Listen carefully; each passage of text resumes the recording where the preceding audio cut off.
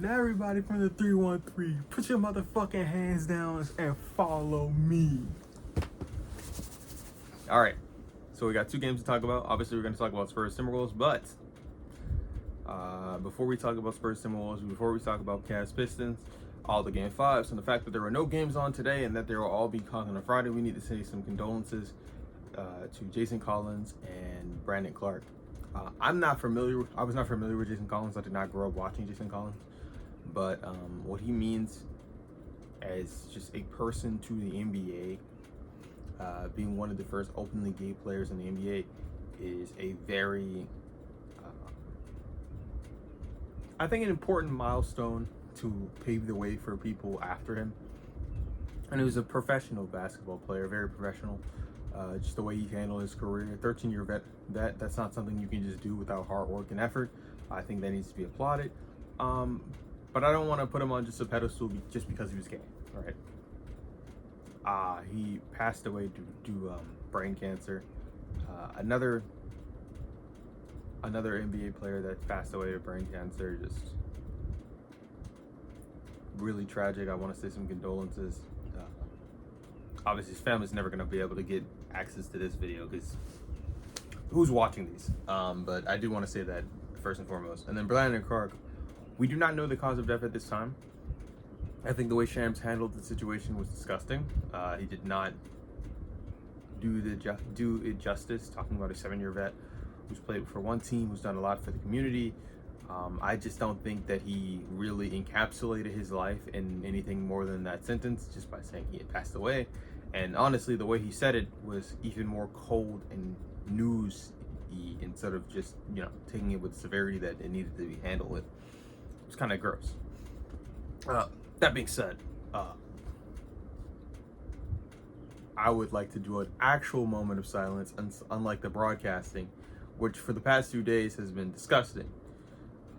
So let's do an actual moment of silence.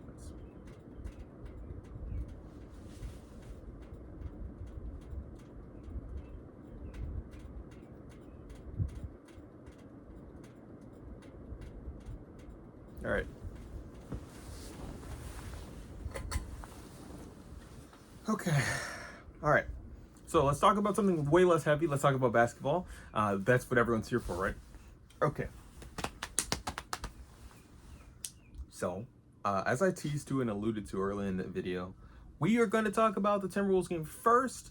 I'm going to talk about some stuff that was surrounding the game and just weird behavior from people I don't respect. So, a lot of people have been saying that, Wemby should have been suspended and that he shouldn't have been able to play this game, that it was a double standard for him to not play this game when we've seen guys who have reputations of doing stuff like this get banned, right? I also just don't think that people saw what caused Wemby to act as irrational as he did there. Nas was grabbing the back of his leg, and this part right here, behind his knee, that is a very sensitive part of his leg. And considering how tall Wemby is, that's not a good place to be touched. Period. The elbow was not justified. The elbow will never be justified, right? But I can understand how Wemby came to that conclusion, right? Plus, the Wolves had been hounding him and harassing him in a way that just wasn't just about basketball. Like, clearly they're trying to play defense on him and be physical with him, but at a certain point it gets to a point where it's like it's just too much. It's too much, not just for a person, but just in general. And like, dog, he was getting physically harassed there. I understand why he elbowed them. It was wrong, but I understand why he did it. So, no, he shouldn't have been suspended. It's his first time doing anything like this. His first time getting a flagrant 2. His first time being ejected from a game. And I don't think that needed to be escalated to that point in time, right? All right.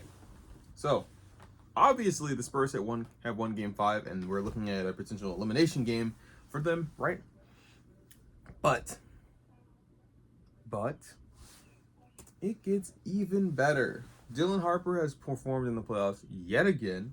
I think it's very obvious that Dylan Harper is the actual second option on this team currently. You can debate on it between him and Stephon Castle. It's not De'Aaron Fox. And again, when I make that video talking about playoff players who just have not been living up to expectations. We will be talking about De'Aaron Fox because there's been sample size without Wemby, and you just not hit the ceiling that I thought that you should have hit. Right. Today's the 14th. Let's go ahead and skip all the way to the 12th, so I can get this game and statistics and stuff up. This game was close for like a little bit, and by a little bit I mean the first 2 quarters, and then it was blown wide open. Another subpar game from Julius Randle, to be completely honest. 17 points was not acceptable in my opinion of the guy who's the second option on this team and who's getting paid second option type of money. They have deferred to Jaden McDaniels a lot more, but seriously, that is a lot to do with the inability of Julius Randle to get his shit off. I just don't know. Because all of these minutes are not overlapping with Wemby, and the floor has been spaced with him accordingly. Like, it's just, I think it's unacceptable.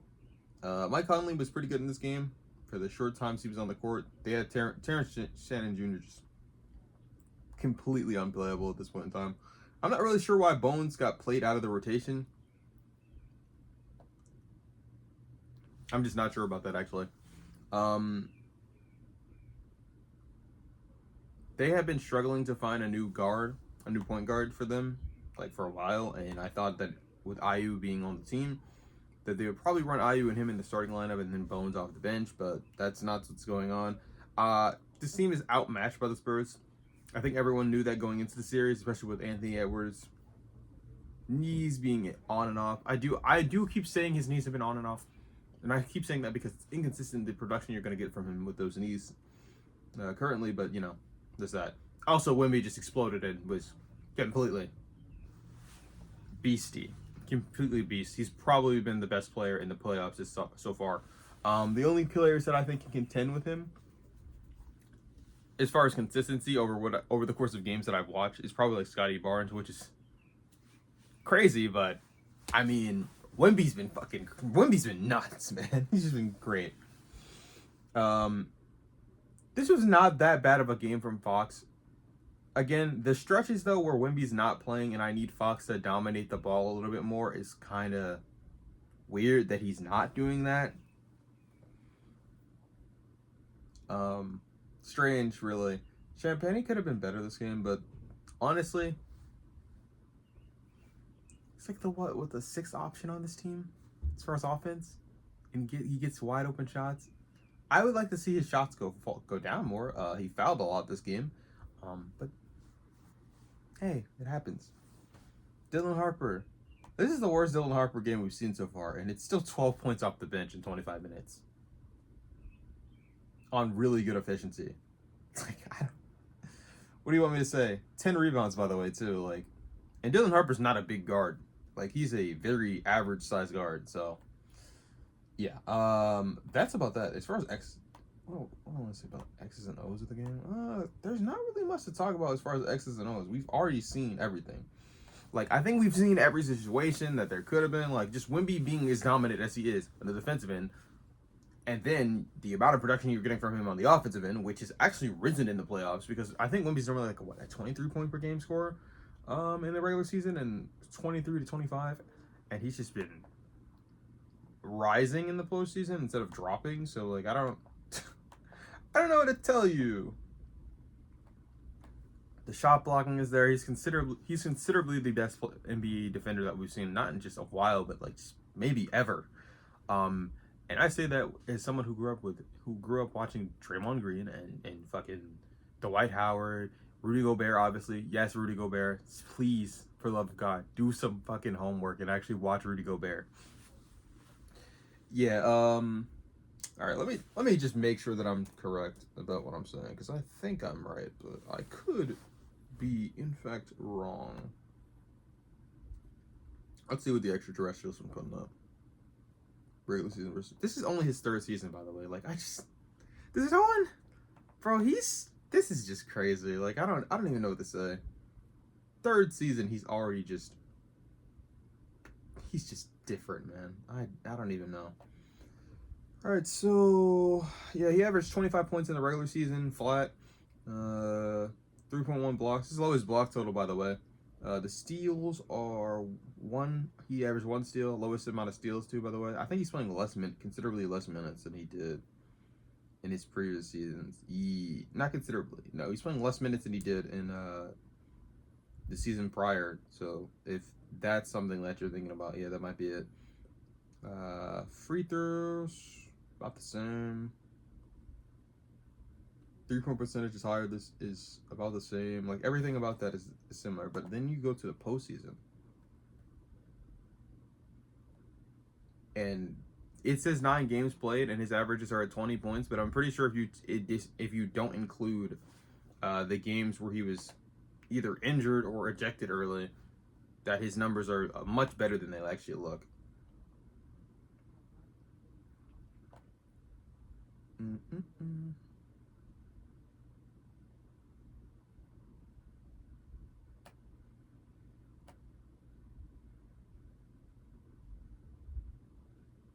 No, this is regular season. I don't want the postseason. Show me the playoffs. There we go. All right. I'm just going to include the games where he actually fully played.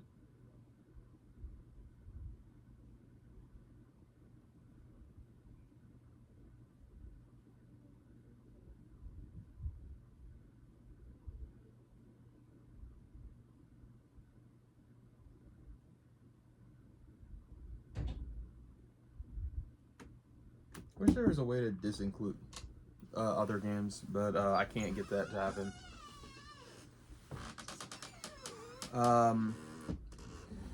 Yeah, his numbers. God, I'm gonna have to do this shit manually. It's really annoying. Hold on. I'll pause and come back, and I'll tell you what the numbers look like if you don't include the games where he's obviously not playing all of them. You know, due to either an injury or just like other things like I don't know. Getting ejected because you threw an elbow at somebody's face. I'll be right back. After doing the math, he's been averaging like 25 points. He's been averaging 11 to 12 rebounds a game in the postseason. And this is just including games where we fully played them, and around like 3 blocks a game. Which, I mean, man, he's special, man. I don't know what to say. He's just different, man. He really is different. He just is. I don't know what to tell you. He's so different. But yeah, no, I have much more to say about this other game. Okay, let me real quickly. I'm just gonna say this. People have been talking about Evan Mobley. People have been talking about this Cavaliers core. They've been talking about how James Harden is not a playoff riser. He's a choker, and they've always done this shit without the fucking context. They've been talking about how Donovan Mitchell, in certain games, just hasn't been there, and they just been taking every single thing about this team out of context. They've been saying that the New York Knicks are contenders. I have endured and heard so many bad takes from just NBA fans at large, not even just mainstream media, just at large, talking about how this team and the Pistons and even just the glaze that niggas have been given the New York Knicks, like they haven't had the softest side of the bracket. Yes, brother, they had the softest sides of the bracket. I don't think people really understand how easy of a time that the New York Knicks are having right now. So let me explain this to you for those who don't know. The New York Knicks were the 3rd seed in the conference. And the 3rd seed of the conference has to play the 6th seed first round. Now, the Hawks are a team that I was not afraid of going into it. I was thinking, we're going to get them in the 4-5 matchup. It'll be absolutely easy. There's nothing to worry about. We'll play the Hawks, and then the tougher games will come when we start to play the Pistons. Right? That did not happen. We matched up against a team that we stylistically had the worst possible matchup. And the Pistons also stylistically matched up against a team where they had the worst possible matchup. Now, both of the Cavaliers and the Detroit Pistons got lucky with some injury breaks. I'm not gonna say that they got lucky with Brandon Ingram being hurt, because Brandon Ingram was playing awful the entire series with D Wade guarding him. Okay? Now you can say whatever you want about D Wade's offensive limitations, but the way he clamped Brandon Ingram had nothing to do with this nigga being injured. He played 4 whole games before he was injured, and honestly, it was a blessing for the Toronto Raptors because they got to see what they would look like without him. So I don't want to hear anything about that. 2, the Pistons matched up against the Orlando Magic, who had the best possible matchup for Cade and a staggering defense overall. The fact that Jamal Mosley was fired is not indicative of the Magic being a bad team. And the fact that they underperformed this season was not, in fact, a measurement of them being a bad team. Not only did they match up into the 1 seed and they gave them trouble, forcing 7 games, they would have likely won that series if their perfect matchup for Cade Cunningham wasn't injured. Cade is an all-NBA first-team player without a shadow of a doubt this season. No shadow of a doubt. He was an MVP candidate for a long time in this season. The fact that they had the best possible matchup for him suddenly injured and they came back 3-1 is not indicative of the fact that these teams are fraudulent or anything. Matchups are everything. And then we look at the Toronto Raptors. The Toronto Raptors had the perfect defensive scheme to slow down not only James Harden, to make him turn over the ball as badly as he is. And I've been critical of his turnovers, but they had, a lot of them had to be dealing with. The defense was super incredibly stagnating the offense, right? I just want to be real with you.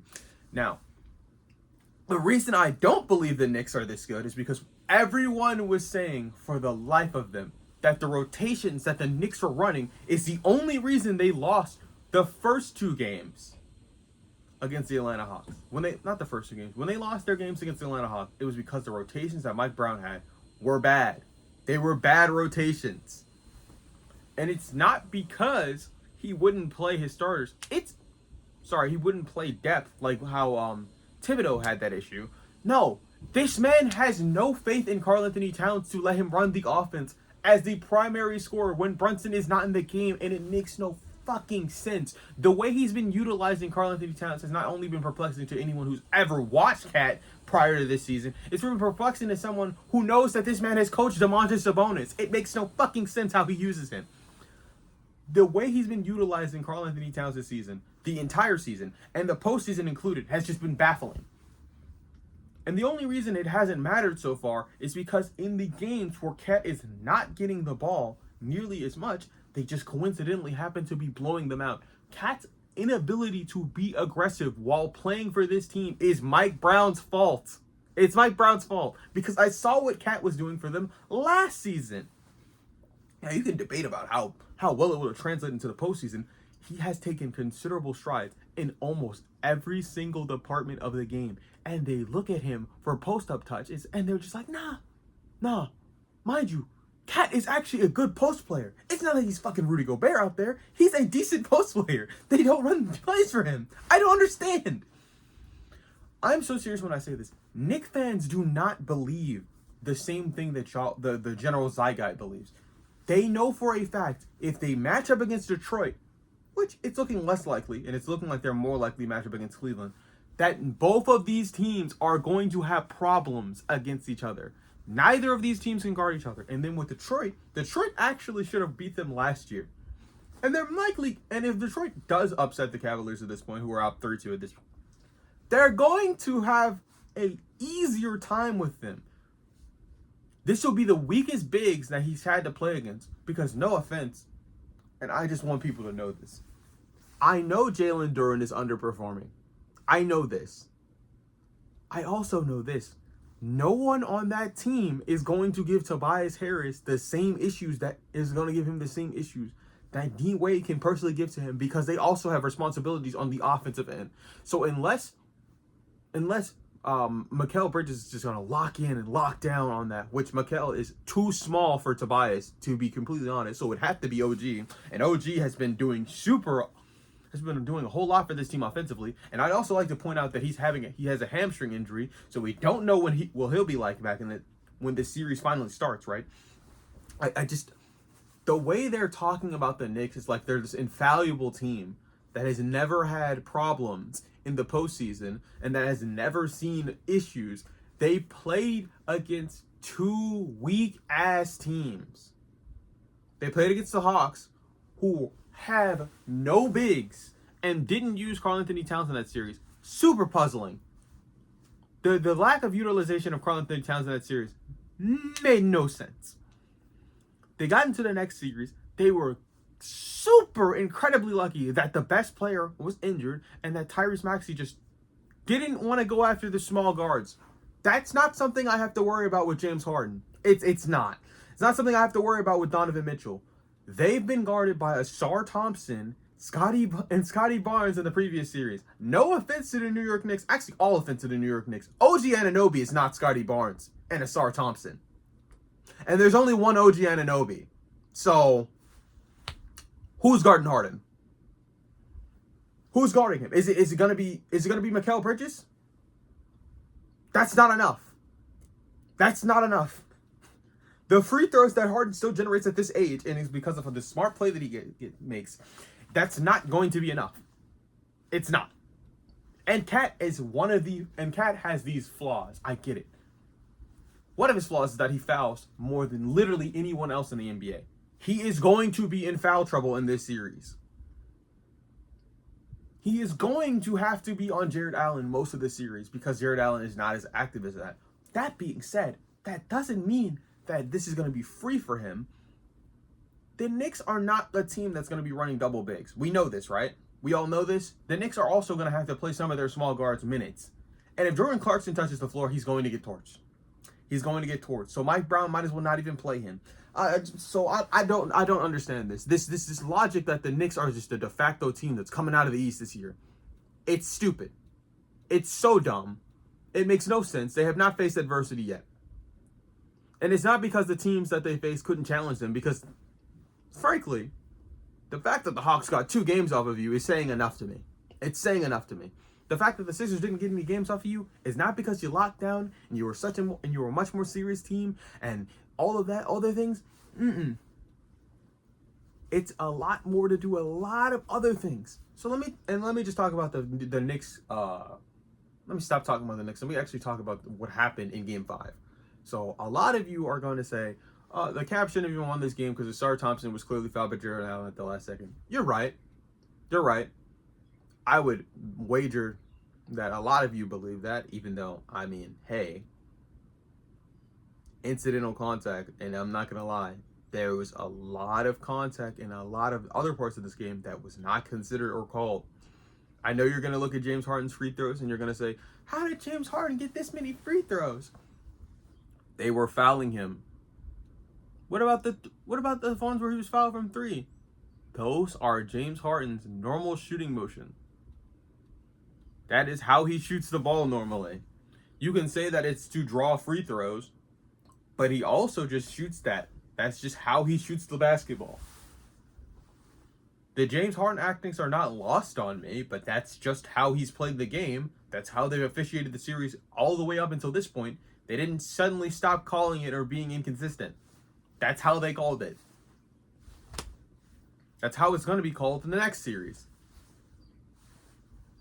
Also, these are the most experienced referees that they had out there. That was Tony Brothers and Zach Zarba. If Tony Brothers and Zach Zarba are calling that, that probably means it's a fucking foul. It's a foul. Cope Steve Mold, nigga. Also, to just act like Ausar Thompson, who shoots, what, like 50% from the free throw line? Maybe, I think it's like 54% actually. Would have just immediately iced the game on one of those free throws. That's not how probability works. Yeah, if he hit one of the free throws, that would have won the game, but there's an equal chance that he doesn't. So, I don't know. And 2, more importantly, Cade played bad. They didn't deserve to win this game. Cade was playing horrible. I don't know how it's been going under the radar, but Cade has actually faced some defense in this series, and no one is talking about it. I'm not sure why it's not being talked about. Cade is probably, I'm going to just be honest, Cade is a harder guard than he is. He's much harder to guard than Jalen Brunson. I'm saying that with my chest out. Cade is a bigger guard than Jalen Brunson. And the craftiness and shot making that he gets off, right? Great. They're going to turn the ball over. That happens. That's a thing that happens. Cade has been turning the ball over at an exuberant amount. Now, the numbers are going to tell you that he didn't get a lot of help from his supporting cast, but again, the turnovers were what were killing them. Cade's turnovers in particular. Also, they were double teaming the shit out of him. And if you don't think that they're going to double team Brunson, you're out of your mind. Also, just people have been talking about Evan Mobley not being this guy and taking a back seat. Brother, he hit 2 very clutch threes this game out of the 3 he took, which that's the amount that I want him to take. If he's going to take 3 threes, I'm fine with that. Especially considering the threes that he took, they were in rhythm shooting, and they helped with his free throw shooting as well. 5 out of 6 of his free throws, 6 of 13 from the field. And again, this is against a defense that is very, very physical. This should be his one weakness. I do not think that the Knicks are going to offer much more physicality than this, especially considering it's probably going to be Mikal on him because they like to run a smaller ball lineup. We've been just dragging it. The assist and playmaking that we saw from him as well in the short roll was very good. Oh, he's got a couple of turnovers, but again, he's not a ball handler by any means. And this team turns the ball over at a historic clip. I don't think that the Knicks are going to get that production out of them. They're not going to make them turn the ball over nearly as much. The reason that they've been turning the ball over is because Detroit is a really good defense. And also, the Toronto Raptors were probably the best defense in this postseason so far. Just gonna be honest. Visually, look at them. Watch the film. They were playing defense at a really high level, especially when Jakob Poeltl wasn't in the game. Strus gave us 20 from off the bench. James Harden, 11 of 14 from the free throw line. And one of the free throw misses was very clutch because he got the rebound. The percentages don't tell you everything, man.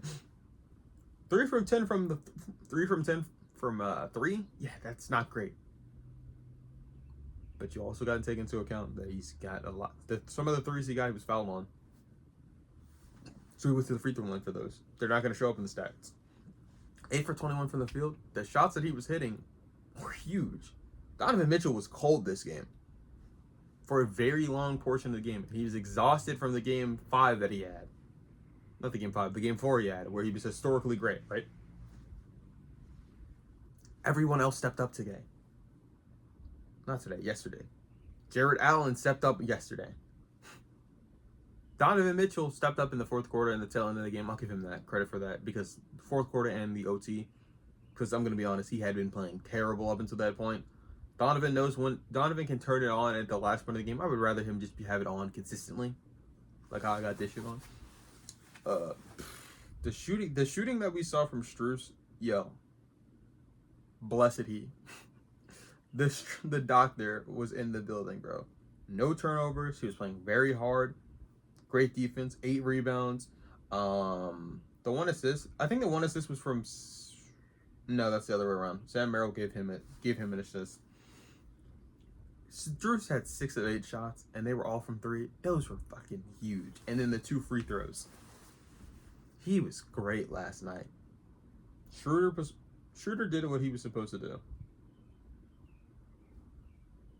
Once he got past the guy, he went to the line and he was drawing. Well, not going to the line. Once he got past the guy, because normally he gets past the first defender.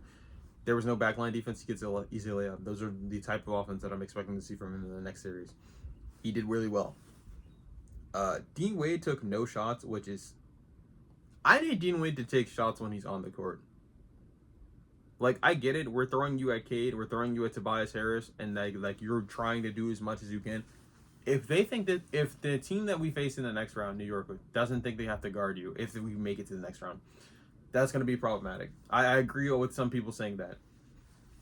Let's talk about the Pistons, though. I talked about Cade, obviously, and his turnovers, which are going to get blown under the water because of the other assists and the 6 of 10 shooting he had from 3. That nigga was lethal last night. It felt like he couldn't miss. Jalen Duren got benched in the entire fourth quarter and the entirety of overtime. And they lost the game. That's going to shake his confidence a lot. And honestly, the 9 points that he had in the 25 minutes is not bad. It's probably better than, as far as like rate and like rate of scoring. That's the best he's been in this entire series. That's the best he's been in the entire postseason, to be quite honest. That being said, Isaiah Stewart, Them 2 threes that he hit early in the game, man, I was going through it when he hit them shits, bro. And they were back-to-back threes, too. Detroit was up in this game, like, a lot. But they clawed their way back into it. Tobias Harris had started 0 of 6 and then made his next 6 shots. I think we already know what that means, considering he shot 6-1-9, no Boudica. So, there's that. Tobias has been their second option offensively. And by the way, this is one of the games where Ausar wasn't in foul trouble. When Asar's not in foul trouble, his defense is just like crazy. I'm not trying to give bail to Donovan Mitchell because I feel like, hey, you can get the switch, and that this team should be able to recognize what they should do in that situation at this point. But man, straight jacket.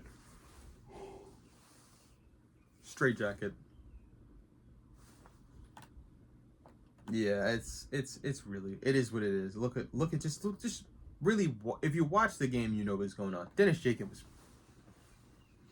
oh my God, Dennis Jenkins was hitting everything last night. Everything that mattered, every single shot. Like when the Cavs went on a run to try and take the lead, this motherfucker hit a 3 from the corner off by Tobias Harris. Passed it right before the end of the quarter. Oh my God, bro. Pain and suffering. That being said, the Cavs finally broke the streak of not having any games won on the road. So thank God. If they can continue their streak of being undefeated at home, they'll win the series. Yay! Man, I didn't think this video would be that long. Let's talk about the Paul Reed minutes. Paul Reed has gotten a considerable lot more minutes than Jalen Duren. He has been much more effective than Jalen Duren. The amount of energy that he gives helps his team significantly. I was wondering why Paul Reed did not play in the first round, like almost at all. It was confusing to me. Kevin Huerter only had to play this game because Duncan Robinson was injured. I think that's something that is important to mention, but it's not the end all be all. This team should be able to function without Duncan Robinson, because they were also getting perimeter shooting from other guys. So that's just not, that's not the only reason why they lost. They were getting perimeter shooting from Isaiah Stewart. They were getting shooting from Cade. Now you can say whatever you want about Cade shooting from 3. Yeah, no, he's not a 6 of 10 consistently guy. The 2 threes that Dennis Jenkins hit, I know it's out of 8 threes that he attempted, but the 2 that he hit were huge. That's about the production that they would be getting from Duncan Robinson from 3. Probably like what, 4 threes total. The 4 threes they were getting from other guys, they normally wouldn't get. That would not have swung the game in a meaningful way. Especially because by overtime, everyone was gassed. Retro Harden turning on the clock. And also, just be honest, if Duncan Robinson was there, instead of, who was in foul trouble that was just like, could not stop fouling? Let me see. Tobias Harris. Instead of Tobias Harris being in foul trouble, it would have been Duncan Robinson. So I don't want to hear that. No excuses. No excuses for that. There's no excuses for that. They had not lost a single home game since losing game 1 of the playoffs when Detroit matched up against Orlando and Orlando sucker punched them. They showed up out of nowhere and gave them the business. There are no basketball games on today. If you like the video, like, comment, subscribe, all that fun stuff. YouTuber chilling. You already know what I'm gonna say. If you dislike the video, tell me why you dislike in the comment section below. I don't even feel like doing this chilling. Yeah. Bye.